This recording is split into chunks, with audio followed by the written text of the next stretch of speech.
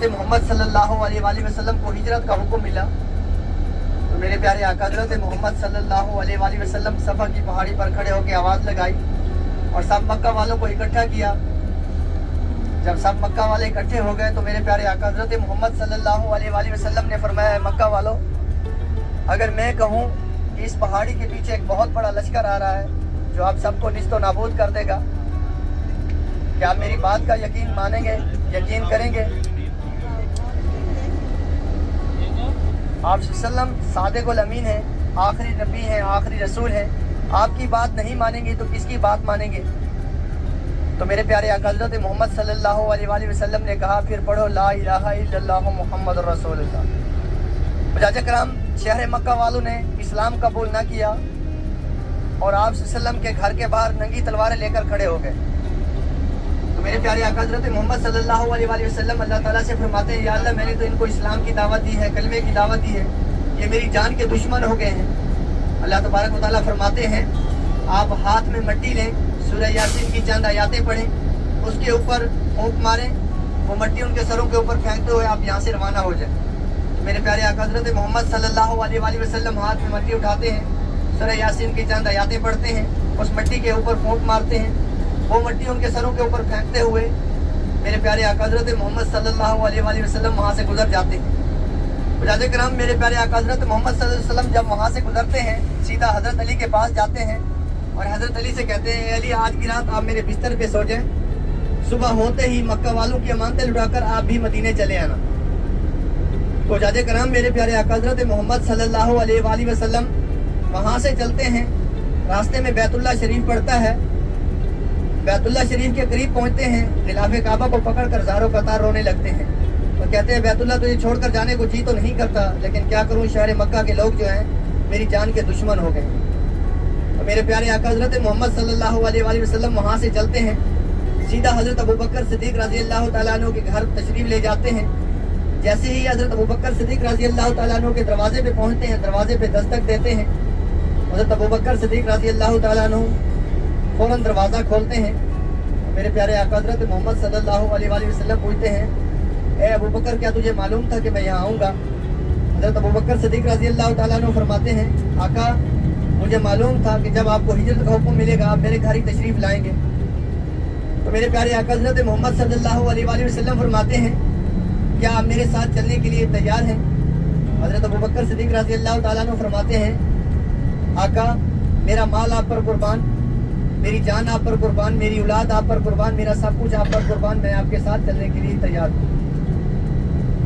मुजाहिद कराम, मेरे प्यारे आका हज़रत मोहम्मद सल्लल्लाहु अलैहि वसल्लम और हज़रत अबू बकर सिद्दीक़ रज़ी अल्लाह तआला अन्हु वहाँ से चलते हैं।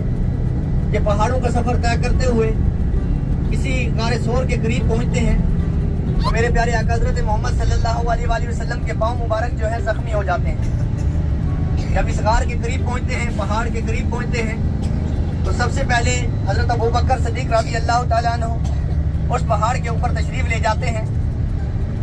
जब पहाड़ पे पहुंचते हैं, उस गार के अंदर तशरीफ़ ले जाते हैं, सबसे पहले गार की सफाई करते हैं। सफाई करने के बाद मुजाहिद कराम, उसके अंदर चंद सुराख होते हैं जिनको बंद करने के लिए हज़रत अबू बकर सिद्दीक़ रज़ी अल्लाह तआला अन्हु अपना इमामा उतारते हैं, उनके छोटे छोटे टुकड़े करते हैं, उन सुराखों को बंद कर देते हैं। मुजाहिद कराम, उसी गार के अंदर एक सुराख बाकी रह जाता है जिसके अंदर कई सौ साल पहले वहाँ एक सांप मौजूद होता है। वो इस आस पे बैठा होता है कि आप सल्लल्लाहु अलैहि वसल्लम इस गार के अंदर तशरीफ़ लाएंगे, मैं आप सल्लल्लाहु अलैहि वसल्लम का दीदार करूँगा। मुजाहिद कराम, हज़रत अबू बकर सिद्दीक़ रज़ी अल्लाह तआला अन्हु उस गार से नीचे उतरते हैं, पहाड़ से नीचे उतरते हैं, नीचे आते हैं, आप सल्लल्लाहु अलैहि वसल्लम को अपने कंधे पे उठाते हैं और इसी पहाड़ के ऊपर ले जाते हैं। सबसे पहले हज़रत अबू बकर सिद्दीक़ रज़ी अल्लाह तआला अन्हु उस गार के अंदर तशरीफ़ ले जाते हैं। उसके बाद मेरे प्यारे आका हज़रत मोहम्मद सल्लल्लाहु अलैहि वसल्लम भी उस गार के अंदर तशरीफ़ ले जाते हैं। कुछ देर मेरे प्यारे आका हज़रत मोहम्मद सल्लल्लाहु अलैहि वसल्लम हज़रत अबू बकर सिद्दीक़ रज़ी अल्लाह तआला अन्हु की गोद में सर रखकर आराम करने लगते हैं।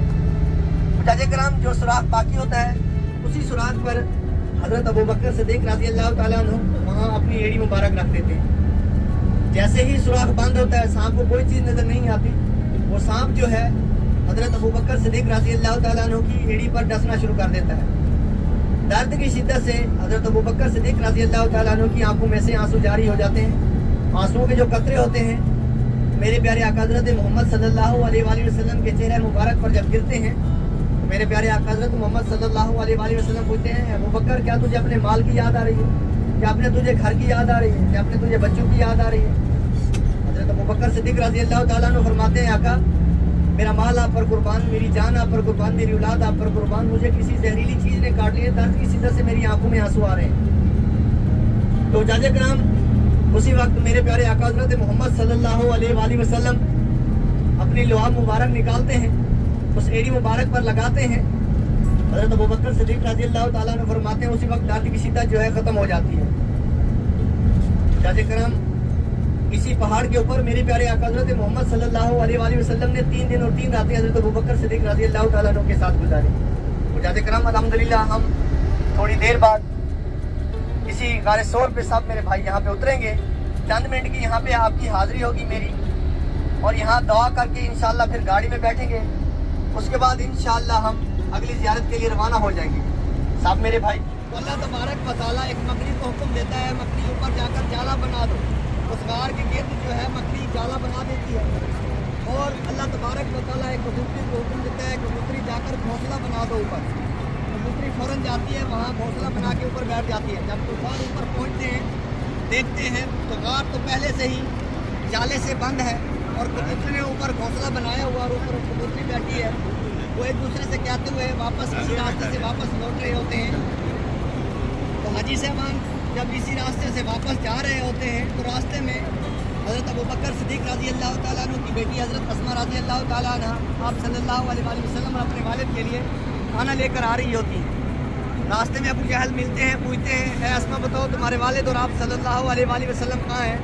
وہ اسماء لڑکی جو ہے اپنا منہ نہیں کھولتی، اس کے نہ بولنے کی وجہ سے ابو جہل جو ہے اس کے گال پہ ایک تماچا مارتا ہے، کان کی بالی لگنے سے کان میں سے خون بہنا شروع ہو جاتا ہے۔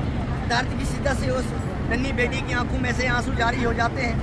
حجاج کرام کفار جو ہے دوسرے راستے سے واپس لوٹ جاتے ہیں، وہ لڑکی آگے آتی ہے دوسرے راستے سے اسی غار ثور کے اوپر جب جانے لگتی ہے، اوپر پہنچ کر آپ صلی اللہ علیہ وسلم کو کھانا پیش کرتی ہے۔ آپ صلی اللہ علیہ وسلم دیکھتے ہیں کہ ان کی آنکھوں میں سے آنسو آ رہے ہیں۔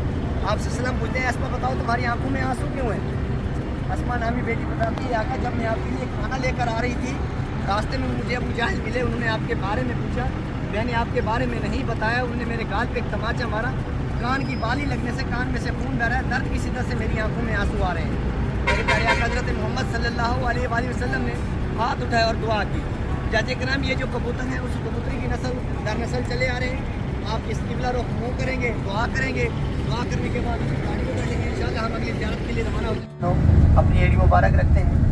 کئی سو سال پہلے وہاں ایک صاحب موجود ہوتا ہے، وہ اس آس پہ بیٹھا ہوتا ہے کہ آپ صلی اللہ علیہ وسلم اس غار کے اندر تشریف لائیں گے، میں آپ صلی اللہ علیہ وسلم کا دیدار کروں گا۔ تو جاج کرام جیسے ہی میرے پیارے آقا حضرت محمد صلی اللہ علیہ وآلہ وسلم اور حضرت ابوبکر صدیق رضی اللہ تعالیٰ عنہ غار کے اندر تشریف لے جاتے ہیں تو میرے پیارے آقا حضرت محمد صلی اللہ علیہ وآلہ وسلم حضرت ابوبکر صدیق جب صاحب کو کوئی چیز نظر نہیں آتی تو وہ اس ایڑی پر ڈسنا شروع کر دیتا ہے۔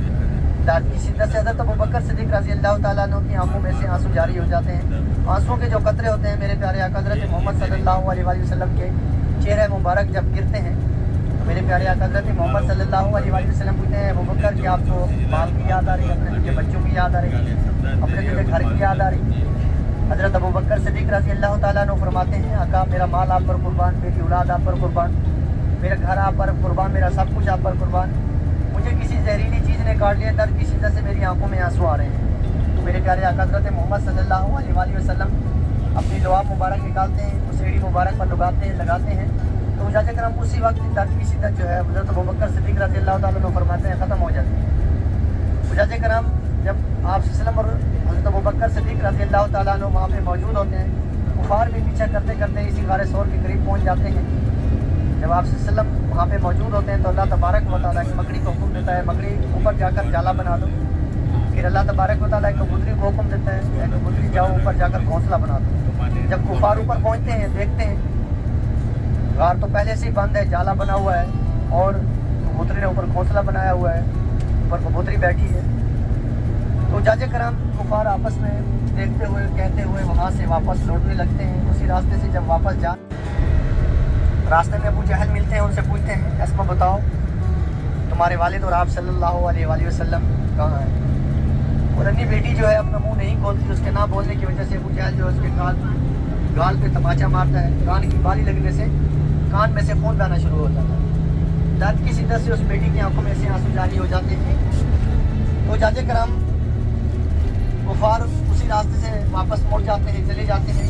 اسما نامی جو لڑکی ہے وہاں سے چلتے چلتے انہیں دوسرے راستوں سے غار ثور کے قریب پہنچتی ہے, دیکھتی ہے کہ اب کوئی ادھر ادھر نہیں ہے, تو آہستہ آہستہ اسی غار ثور کے اوپر چلی جاتی ہے. جب آپ صلی اللہ علیہ وسلم کو کھانا پیش کرتی ہے, ان کی آنکھوں میں آنسو ہوتے ہیں. تو آپ سے پوچھتے ہیں اسما بتاؤ تمہاری آنکھوں میں آنسو کیوں؟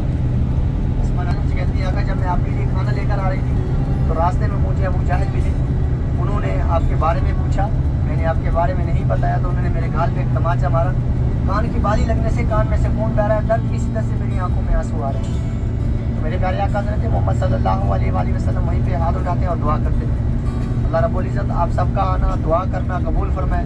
تو جاج کرام الحمدللہ ہماری یہ پہلی زیارت مکمل ہوئی. اس کے بعد اسی راستے کے دوران ایک جامعہ ام القریٰ یونیورسٹی ہے, ابھی تھوڑی دیر بعد وہ یونیورسٹی آئے گی, آپ کو وہ یونیورسٹی دکھائیں گے. اس کے بعد انشاءاللہ ہم میدان عرفات میں داخل ہوں گے. میدان عرفات کے اندر داخل ہوتے ہی آپ تسبیحات کا ذکر کریں گے. ان تسبیحات کے صدقے اللہ تبارک و تعالیٰ آپ کو اسی سال حج کی سعادت نصیب عطا فرمائے. مجاج کرام الحمدللہ تھوڑی دیر بعد جامعہ ام القریٰ یونیورسٹی آئے گی. اس کے بعد میدان عرفات میں داخل ہوں گے. انشاءاللہ زیارتیں کرتے ہوئے پھر آگے روانہ ہو جائیں گے. اللہ پاک سب کی حاضری قبول فرمائے. وہ مجھے کرایہ دے دیں. اسی یونیورسٹی کے اندر ہر ممالک کے طلباء آتے ہیں, دینی تعلیم حاصل کرتے ہیں.